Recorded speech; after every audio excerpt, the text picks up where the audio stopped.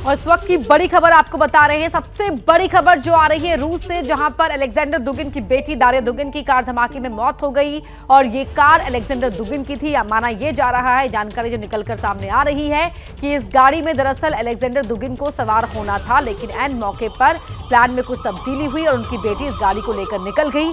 Highway पर भी सफर में ही उनकी गाड़ी में अचानक धमाका होता है और धमाके में दारिया दुगिन की मौत हो जाती है।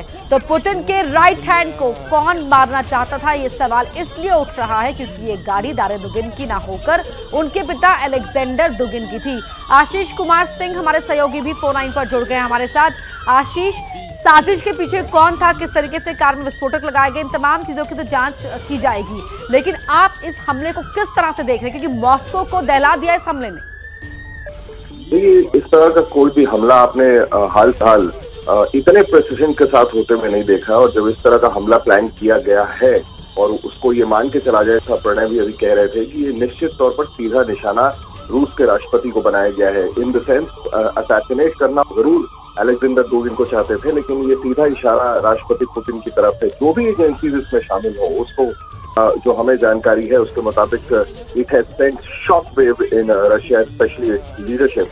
राष्ट्रपति पुतिन को इससे सबसे बड़ा धक्का लगा है, क्योंकि अलेक्जेंडर दुगिन को एक नहीं सैकड़ों मौकों पे हम उनके साय की तरह देखते हैं और एकदम राइट हैंड मैन, उनके ब्रेन, उनकी दिमाग कहा जाता था अलेक्जेंडर पुतिन के। उनको इस तरह से निशाना बनाया गया और ये शेयर चांस है कि जिसकी वजह से उन्होंने आखिरी मोमेंट तो उस कार में वो बैठे और अपनी बेटी को बैठने को कहा। और तस्वीरों में दिख भी रहा है कि क्या हालत हुई है, जिस तरह से निशाना बनाया गया है। और इस ओर संकेत जरूर है कि इस तरह की एजेंसीज हैं रशियन सरकार की, जिसको भेज पाना, जिसको इंक्लूड कर पाना तकरीबन नामुमकिन माना जाता है। पूरी दुनिया को पता है कि ये संभव नहीं होता इस तरह से हमला कर पाना किसी रशियन हायर ऑफिशियल्स के ऊपर, और उसके बाद इसको एग्जीक्यूट कर देना। सिर्फ प्लानिंग ही नहीं करना, एग्जीक्यूट कर देना। निश्चित तौर पर इस बात को पता लगाने के लिए सारी एजेंसीज लगी हुई हैं कि किसका काम था आखिर। और सबसे बड़ी चुनौती है कि आखिर उस सुरक्षा घेरे को भेद करके इसको अंजाम तक पहुंचाना। कहीं ऐसा तो नहीं कि उस सुरक्षा घेरे में कुछ लोग ऐसे पहुंच चुके हैं, ऐसा इंक्लूजन हो चुका है कि आगे चल के इस तरह के हमले और भी दूसरे पुतिन के करीब पर देखने को मिले।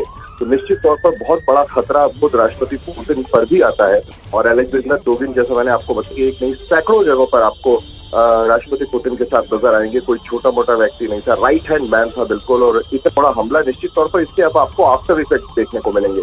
रशिया इस पर किस तरह से रिटेलिएट करता है, पहले तो ये पता लगाना बहुत जरूरी है कि आखिर ये काम किसका था। रशिया हाल फिलहाल बहुत से फ्रंट पर वॉर खोला हुआ है, बहुत दिशाओं में, चाहे वो यूक्रेन लड़ाई हो या फिर अमेरिका के साथ प्रतिद्वंद हो या फिर आप भी कुछ और रीजनल कंट्रीज जिसके साथ रशिया का लगातार डिफिकल्ट रिलेशन चल रहा है। और ऐसे में इस तरह से वारदात को अंजाम देना निश्चित तौर पर सिक्योरिटी पर एक बहुत सवाल खड़ा करता है। और मैं फिर दोहराना चाहूंगा कि रूस के राष्ट्रपति की सुरक्षा पर इस पर सवाल उठता है। और निश्चित तौर पर ये पता लगा करके क्या एजेंसीज कौन इसमें शामिल थी, रूस की तरफ से आपको बहुत अग्रेसिव प्रतिक्रिया इसका देखने को मिल सकता है। और ये रूसी राष्ट्रपति की सुरक्षा पर भी एक बहुत बड़ा सवाल खड़ा करता है।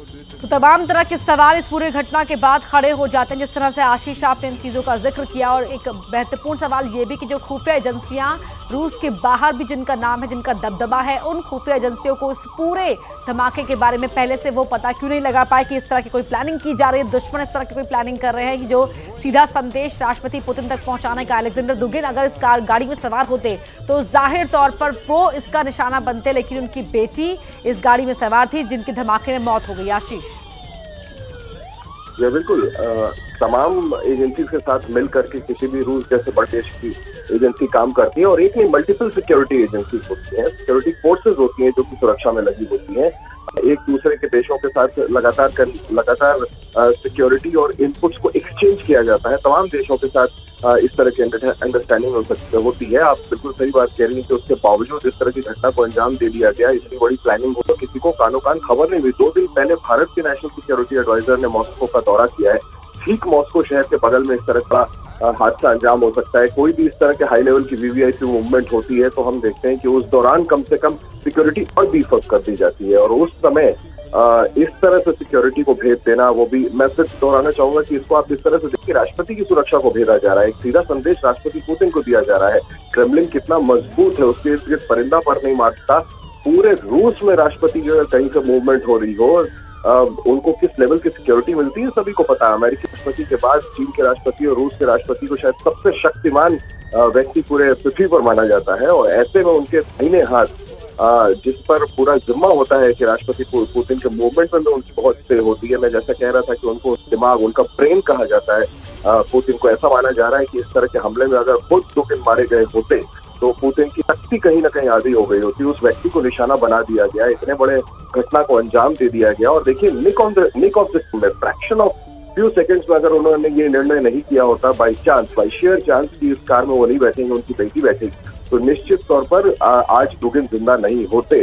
और जिस तरह की तस्वीरें हैं, हद पर स्तब्ध है रशियन प्रशासन। और जैसा मैंने आपसे कहा कि अभी this sent shock waves in Russia, खास करके रशिया प्रेसिडेंट पुतिन को भी इस बात पर भरोसा नहीं हो रहा है कि इस तरह का बड़े हमले को अंजाम दे दिया गया है। और पहले तो ये पता लगाना सबसे बड़ी चुनौती है कि आखिर ये काम किसका था, और जिसने भी ये काम किया है, मैं फिर दोहरा रहा हूँ, पुतिन ऐसे व्यक्ति हैं जिन्होंने पूरे दुनिया के कहने के बावजूद यूक्रेन पर हमला करने से पीछे नहीं हटे। तो आप निश्चित तौर पर मान के चले कि इस अग्रेशन का जवाब अग्रेशन से ही हो, अग्रेशन देगा रूस, और इसके बहुत ही सीवियर आफ्टर इफेक्ट देखने को मिल सकते हैं।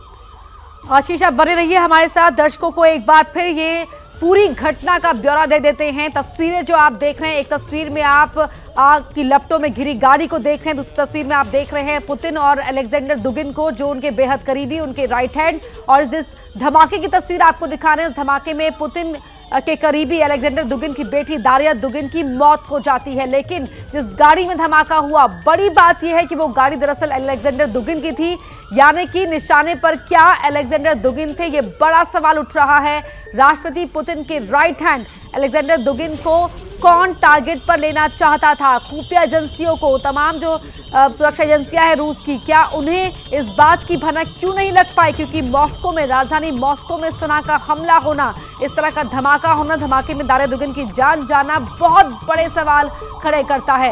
इस वक्त की सबसे बड़ी खबर आपको बता रहे हैं रूस से, जहां राष्ट्रपति पुतिन के बेहद करीबी अलेक्जेंडर दुगिन की बेटी दारिया दुगिन को धमाके में उड़ा दिया गया। उनकी कार में यह धमाका हुआ जिसमें उनकी मौत हो गई। ये सबसे पहले तस्वीरें आपको दिखा रहे हैं राजधानी मॉस्को से, जहां पर हाईवे में एक गाड़ी में धमाका होता है और इस गाड़ी में सवार थी दारिया दुगिन, जिसमें धमाका हुआ, धमाके में उनकी मौत हो गई। और ये गाड़ी अलेक्जेंडर दुगिन की थी, यानी कि उन्हें इस गाड़ी में सवार होना था, लेकिन एन मौके पर प्लान में तब्दीली होने की वजह से वो किसी और गाड़ी से रवाना हुए। उनकी बेटी इस गाड़ी में सवार हुई और उस गाड़ी में धमाका हो जाने के बाद दारिया दुगिन की, जिसे आप इन तस्वीरों में देख रहे हैं, जिन्हें उनकी मौत हो जाती है। इस वक्त की बड़ी खबर रूस से आपको बता रहे हैं। तो सवाल ये उठ रहा है कि क्या राष्ट्रपति पुतिन पर भी खतरा मंडरा रहा है? पुतिन के करीबी अलेक्जेंडर को कौन निशाने पर लेना चाहता था?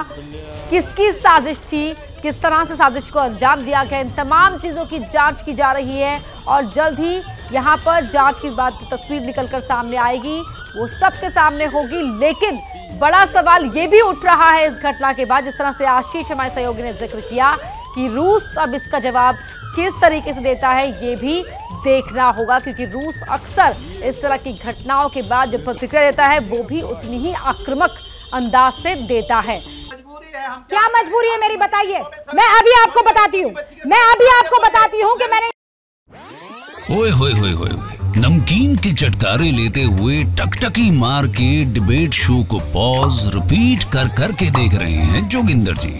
इनकी तरह आप भी देखें अपनी फेवरेट डिबेट्स को रिपीट कर, और डाउनलोड कीजिए एबीपी लाइव ऐप अपने स्मार्ट टीवी पर।